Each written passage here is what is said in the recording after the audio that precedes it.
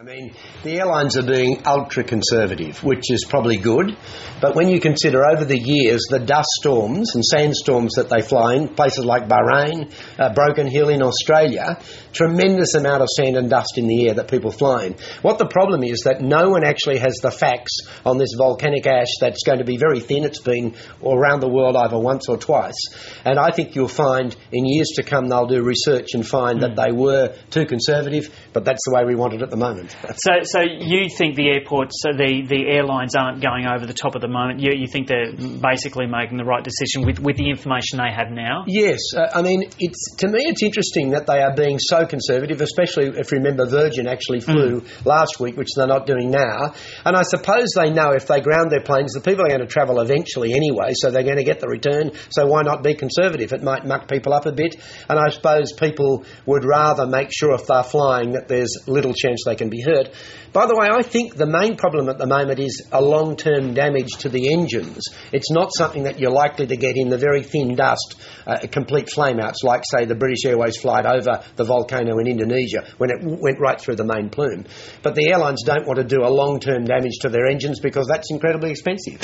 Now, there's a bit of discussion at the moment about how in Europe they're able to measure the density of the volcanic ash cloud, and we haven't got the equipment here in Australia at the moment to do that.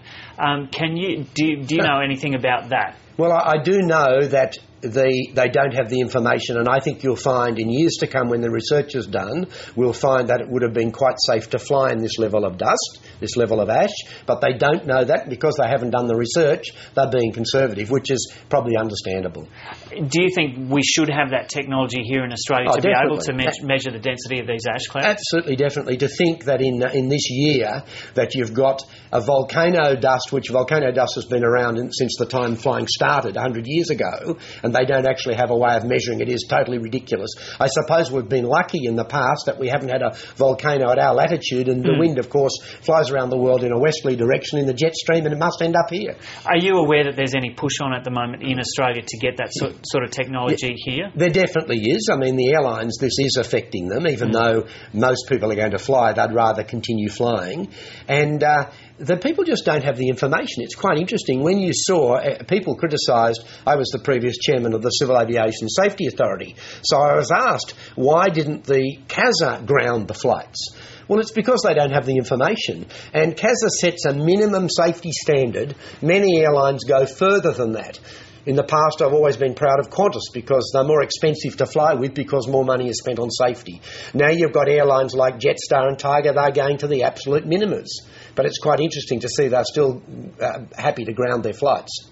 Interesting thing that obviously the airline knows one accident, it'll cause it so much damage that the profits would be affected. So judging from what you've heard about this latest cloud, the Air Services Australia now is saying it's denser and larger and thicker than the last one. Do you think we're hearing now, so we've got Adelaide shut down, Sydney and Melbourne this afternoon. Are you expecting that this will probably last at least a few days? Well, yes, it could do because they are being ultra-conservative. They don't have the information. And compared to the amount of sand and dust they fly in places like the Middle East, what they're thinking is that because this is volcanic ash, even though it's spread out, that it's going to have some problem in the engine. They don't actually know for sure because it's been such a huge distance around the world. Once that information is found, and you'll find that will be studied over the next 1 or 2 years, I think you could find that in similar situations in future, you may find that they continue to fly and do so safely.